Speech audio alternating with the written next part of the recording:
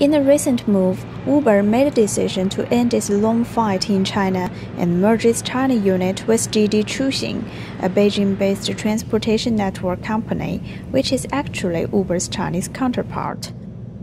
Uber and Didi Chuxing are investing billions of dollars in China, and both companies have yet to turn a profit there, said Travis Kalanick, CEO of Uber, on the company's official website.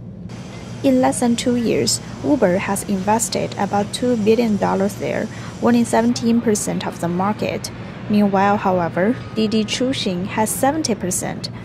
By this merge, investors in Uber China unit will own 20% of Didi, while Didi will invest $1 billion in Uber.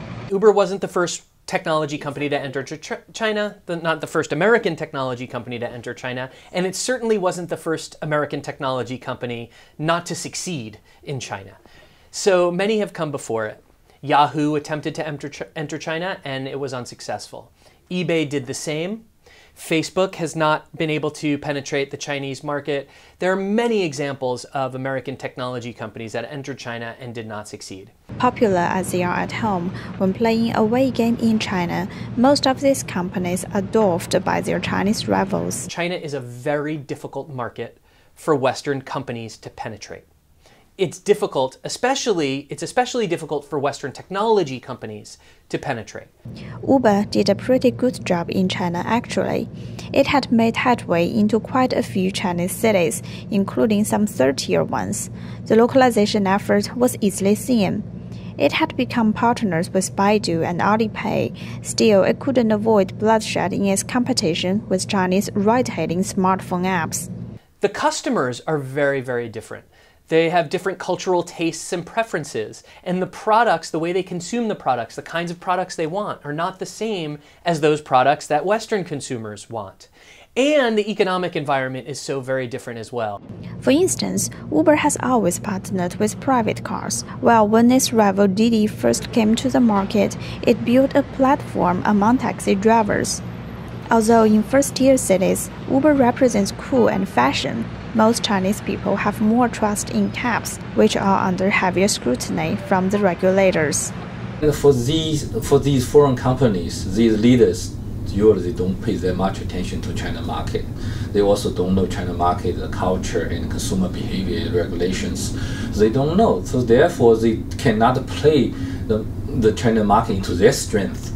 Unlike Apple, the technology this ride-hailing company uses is pretty simple to copy, and Uber doesn't have the first-comer advantage. It entered China after Didi got popular among riders. That gives Uber more disadvantages in its battle against Chinese counterparts. The protection of Chinese government also comes into play. So you have cultural differences, you have economic differences, you have political differences, regulatory differences, not to mention legal differences.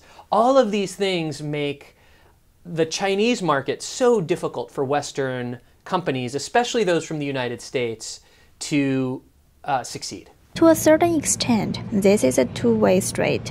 When Chinese tech companies try to march on the international market, they too are frustrated due to cultural and legal differences.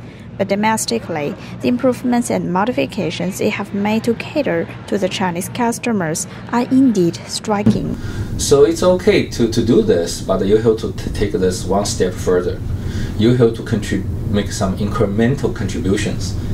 You have to either make the changes the way we produce it, or change the way we market it, or we need to modify the production, the product a little bit. Actually, I think the Chinese internet entrepreneurs are doing a wonderful job in terms of revising the original product.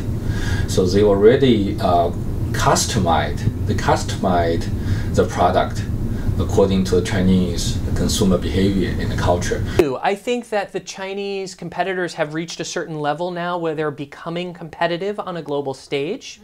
They're not quite yet competitive with the Western technology companies, the most competitive, the most technologically advanced Western companies yet. Now I think that the next step is to open up regulation to foreign competition, because that will make the Chinese companies better. Facing the most technologically advanced foreign competitors will allow local Chinese companies, or force them in some way, to improve by having to compete with those technologically advanced foreign competitors.